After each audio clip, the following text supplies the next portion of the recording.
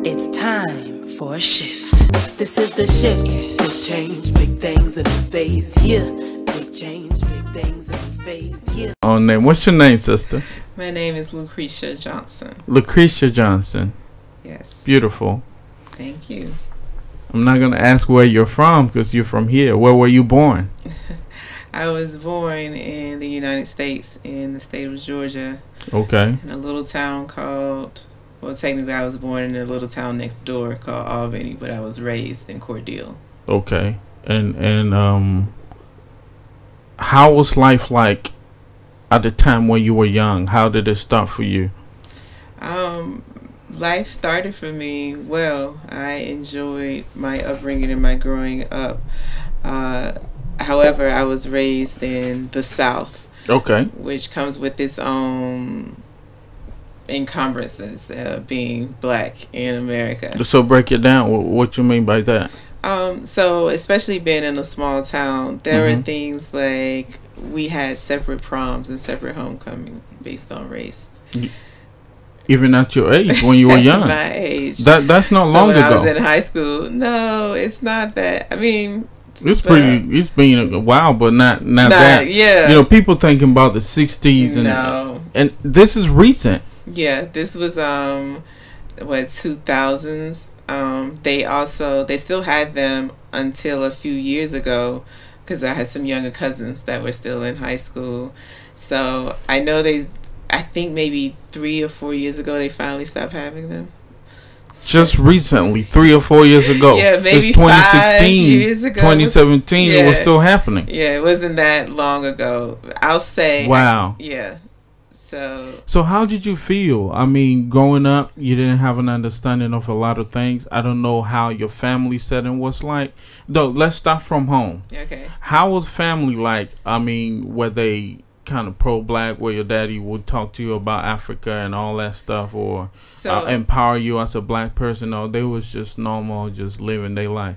So mostly there was like I guess a nuance to it. My parents divorced when I was pretty young. I am the youngest. Oh. My siblings are 11 and 8 years older than me. So I clearly was an oops baby, but my father was not very appreciative of white people at all. Like even still to this day, they did not. My mother, she knew how to work into the system that she was forced to live in and to be in. So that being said, they did not speak a lot about Africa or anything. That's just not something that they did. But they did speak a lot about knowing your history and education and making sure that you are involved in the system in ways you can to change it for your better and for the next generation's better. They were really, really big on voting. Like they have my entire family. Like that's kind of a thing. Like when people say call your family and make sure they vote, that's something I've never ever had to do. They always. My mother used to take me to the polls with her when I was younger. Forced, or did you just go willingly? I just went willingly. Okay. I kind of liked it. They would give me a sticker too, and I couldn't. So, but it was major for them because of where I grew up. Voter suppression is not a joke. It's very real, very real. And so they have always, stressed the importance of things like that. So my upbringing was that because my siblings were so much older than me, I didn't really have anybody to play with. Right. You were by yourself. Yes. So they would throw books at me to which I thought growing up was fun. But it turned out they was just trying to get rid of me, but it turned out to be fun for me. So I still enjoy reading and I mean that was definitely an asset to me to be an avid reader so young. So when you left home, anytime you got to school, I know it's a whole lot of it's mixed in school. It's not. So how did you feel knowing very well that one side of your dad actually didn't like a particular type of people that much, not dislike them, but then he was not very cool with them, and you maybe having friends, did it make you feel some type of way, or you thought it was just, did it have any impact on you not also having that kind of feeling for them? So I'm not that close with my father. I mean, I obviously know him and know his and everything. So it wasn't something that I dealt with every day with saying that. I just know that that's very starchly how he was. But I didn't have white friends. Like you didn't really have, in my hometown, you didn't have friends amongst the races. So I didn't have them. And although my mother wasn't as outwardly stay away as my father was, she still said basically stay. It wasn't necessarily safe for me to be out with a group of white people. Like just that wasn't going to be a good night. That wasn't going to be a good time for me. So wow. Yeah. Wow. So what do you have an instance that you say that you were racially abused, growing up? Do you have one story that you can tell that really hurt you, like they got at you in a different way? I want to say authors. Oh, actually, I do. I was about to say I didn't that I could think of because we were so segregated, but I did. It was when I was in high school. So I've always had this problem with. It's not a problem, but it doesn't always work out in my favor. If you say or do something wrong in my presence, I won't necessarily let it stand. Like I'll tell you, this makes no sense. Right. So that kind of happened with a teacher, an algebra teacher I had. There were some women that looked like me who had seen pregnancies. She was talking about them. I was like, y'all do it too? What do you? So, I mean, what's different from me? So it's the same thing. She flunked me. I was like an honor student. My mother then stepped in and kind of took over from that. But that she flunked me, and it would have kept me from being in the courses I wanted to be the next year. I would have to retake her class. I'm not even sure how she was trying to justify it because I passed every, and so she flunked me. So that was pretty much. That's the only experience you had. There were other experiences, but the thing about being so heavily segregated is that you're not having instances every day because even though you go to school with them, you're not hanging out with them. You're just in the class. When you go home, you don't hang out with, you live where you live, everyone looks like you. So you don't have necessarily, and also, I think a lot of times when people think the South, they think maybe something they seen in a movie that was set in the 60s or something. They're not in the store calling me out of my name. It's other ways of disrespect. Like you're standing in line to pay for something and someone may pretend like they don't see you and get in front of you. And then you have to say something. But even then, they're not going to call you a racial. I mean, they will, but I have not had that experience where I could. Is it because you're light skinned? I probably would have gotten it bad. I am not light skinned. That is such a. No, you're lighter than I am. Yes, I am lighter that's what than I'm saying. I would have gotten it maybe because they see you and you keep smiling and they were like, okay, yeah, I think she's cool. So I mean, we're not gonna do that to her, but I probably would have gotten it. Don't you think so? Maybe it's also because I'm a woman and when I lived at home, I was a teenager. I was underage, so there's only, so I'm not as equal to a threat to them as I am now as an adult, and they don't see me. They would not have saw me as the same threat necessarily. So what was your setting like? The neighborhood you lived in. What was the setting like? Was it predominantly black or was it mixed? No, it wasn't mixed even a little bit. Okay. It was completely black. Okay, so if you leave that neighborhood and you go into other neighborhoods, school will take you everywhere. How was it feeling like? Did you feel lonely, kind of, in certain places? Because sometimes it will be only you among the many other people. No, so that's the other thing about the South is that there is typically more black people than white. It's just the power dynamics Mm. and the way they set up things. So there were always, they did not live in my neighborhood, but there was always white people around. We only had one high school, Mm-hmm. and so you either went to the private school Mm-hmm. or you went to our public high school. Okay. It's a small town in the South. A lot of them aren't necessarily rich either to go to the private school, so they went to public school with us. So Mm. I saw them all day, every day. So yeah. So at what point in time did you hear about Africa, or did you start thinking about it? Was it something that they kept telling you about at home, or was there a particular book you read, or were there any mentors that you were looking at? What brought about Africa in your scene? So I actually in your took situation? French in high school, and Okay. my French teacher was a Black African immigrant. Okay. He was from a country that was colonized, of course, by The French, yeah. So he spoke French, and so that's how he taught. I took French from him for 3 years. Mm. I retained none of it, so I can't. How old were you then? I was in the 10th grade Mm-hmm. when I started, or the 9th grade. So I would have been probably 14 or 15. Okay. I've heard about Africa before, but that was, I guess, my first kind of, yeah. Right. So what are some of the things that he did that actually made you like Africa more, or made you actually decide that someday I want to get on the land to see what's actually there?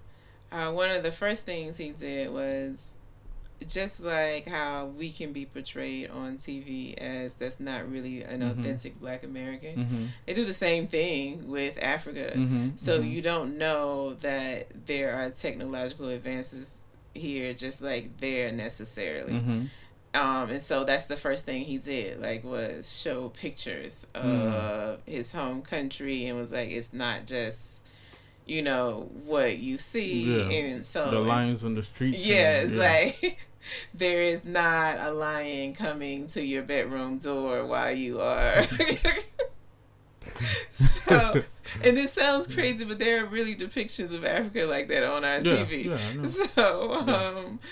So, so that was one of the first things he did. And it gave me then kind of to start doing what we are doing now, but I don't normally do, which is I don't speak about Africa like it is one country. It is. I'm like, there are several countries. I mean, before you thought it was just one country. No, I didn't. But that's the way I knew there were multiple countries, but the way it is depicted, or the way it's spoken about normally, you won't break it down like that. Yeah. Like, this is completely, you'll just be like, oh, someone will say, I'm going to Africa, or someone will be like, he's from Africa, and I'm like, okay, where? And yeah, I mean, at least you had an idea of, because most people think Africa is just one country. Yes. And everybody is living under in a mud house or some. Well, I mean, people are realizing now that all those things were lies. Yes. What are some of the things? What are some of the programming ideas that was kind of forced on you when you were young about being Black or being African? So I have always had a strong sense of self because of the way I grew up. That was something that was very, very pushed in my household, to always know certain things about yourself so no one else can ever attack it. Right.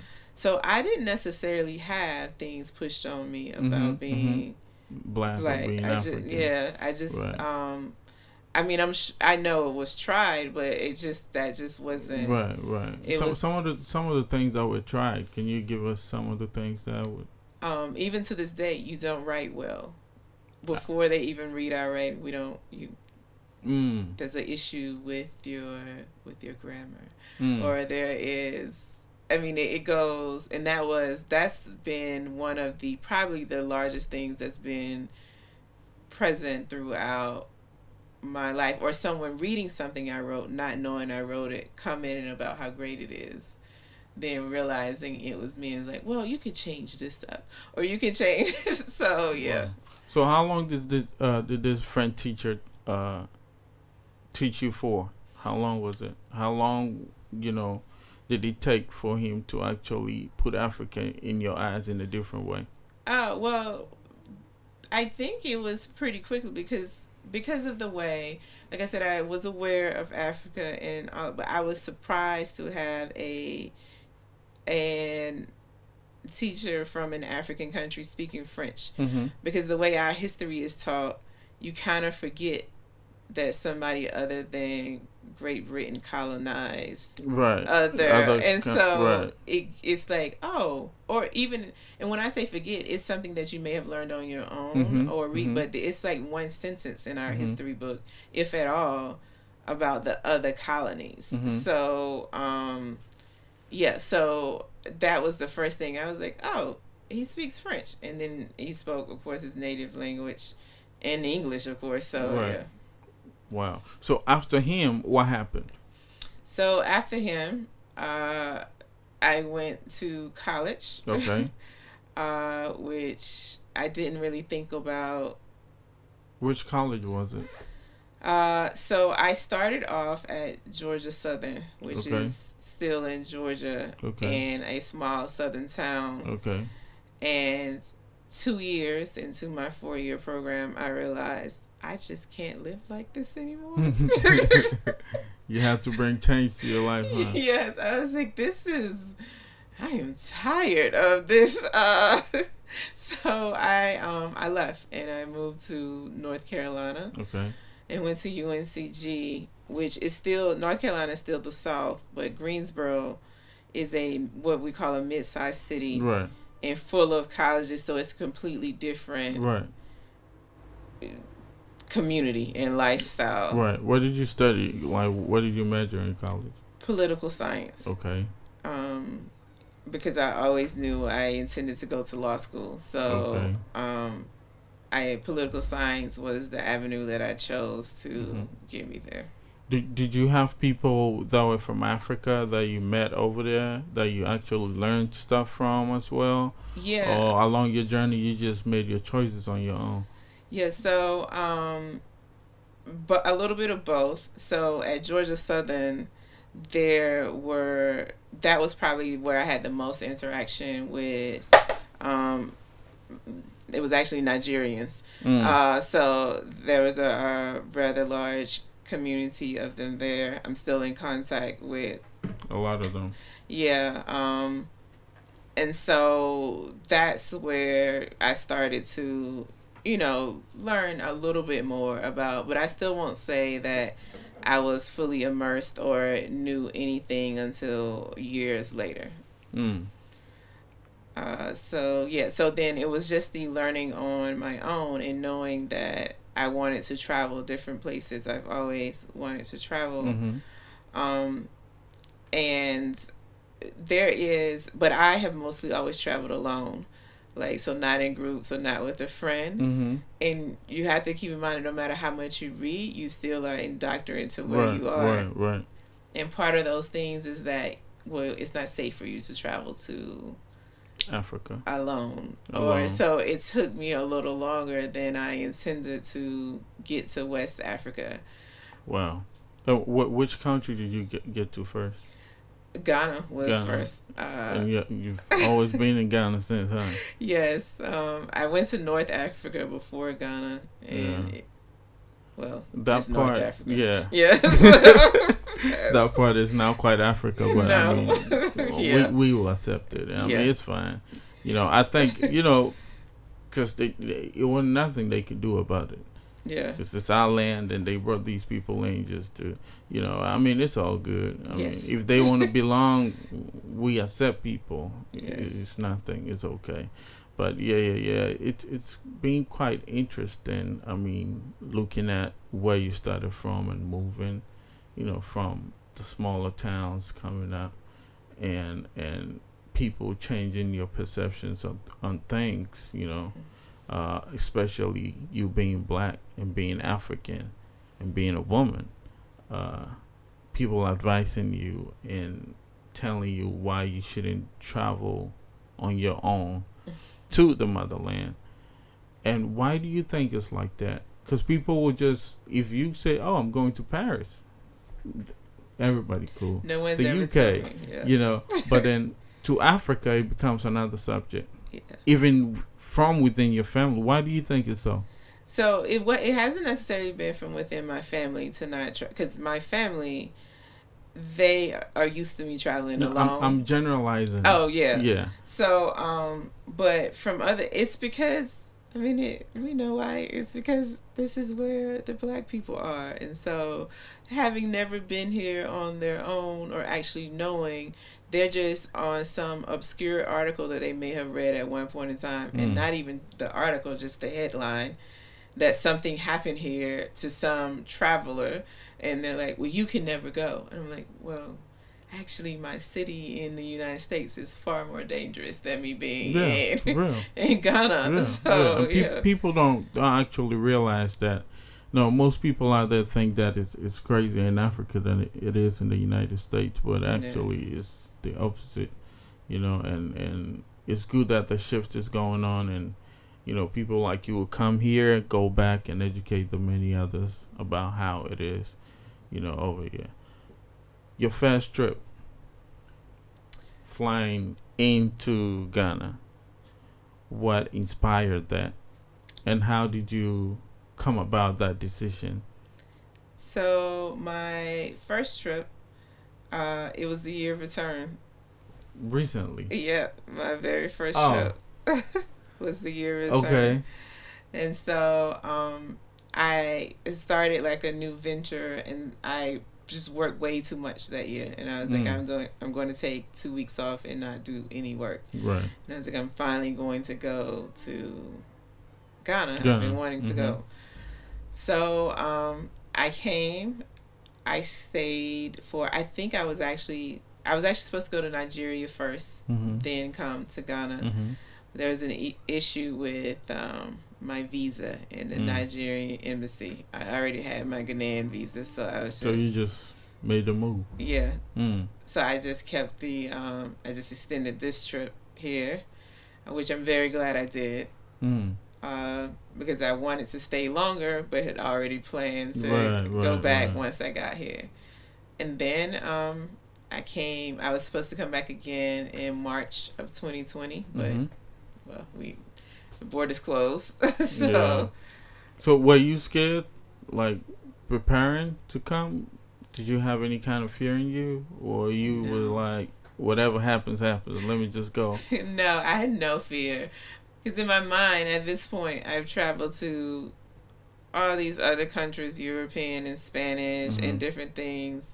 And I'm like, if something was going to happen to you, it was going to happen there. So no, I didn't have any. So what was the feeling like when you touched down the first time at Kotoka International Airport? The honestly first feeling I had was, it is so hot. Yeah.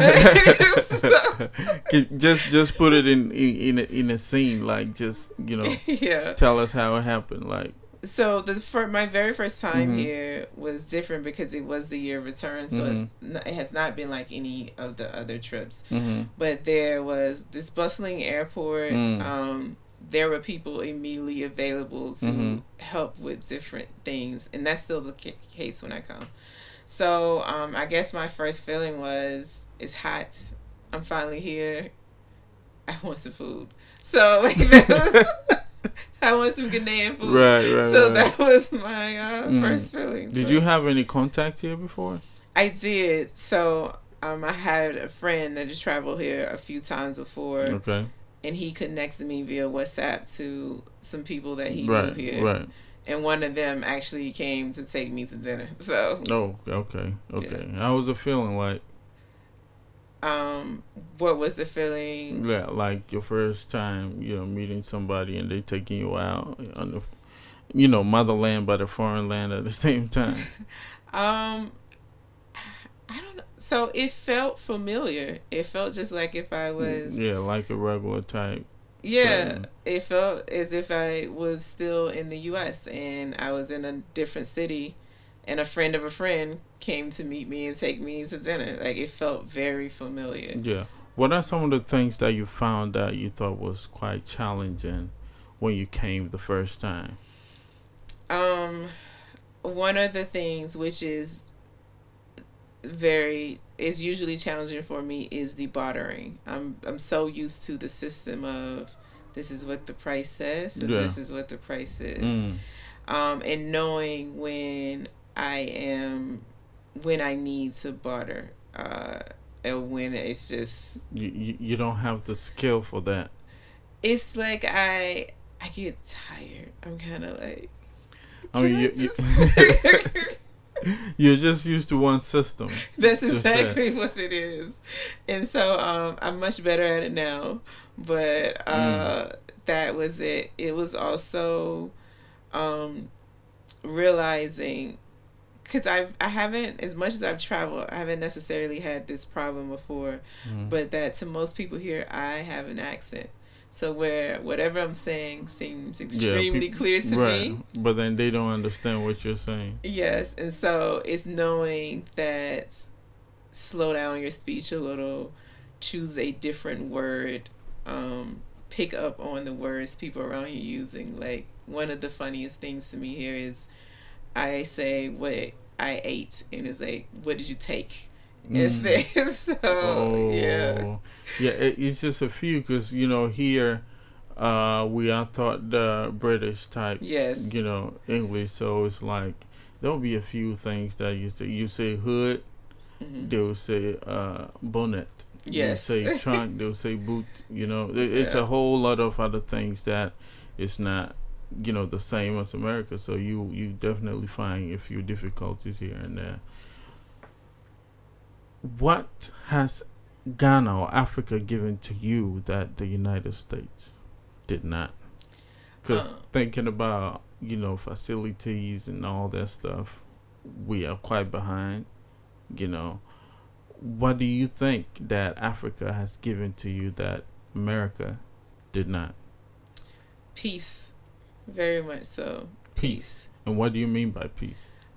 So I come here, while I'm here, I still work or whatever, but I have a sense of peace the moment I land that I don't get at home. Even when I head back home, I feel the tightness returning to my body, like when I'm just getting there.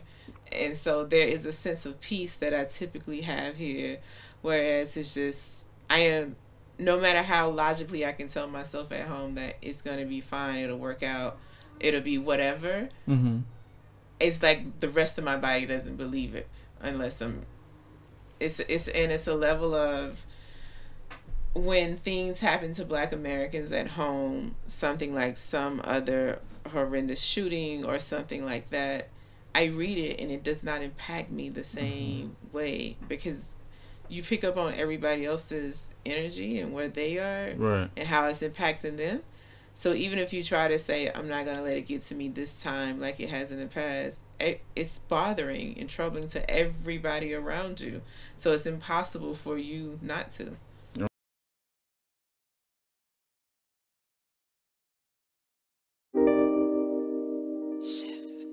It's time for a shift.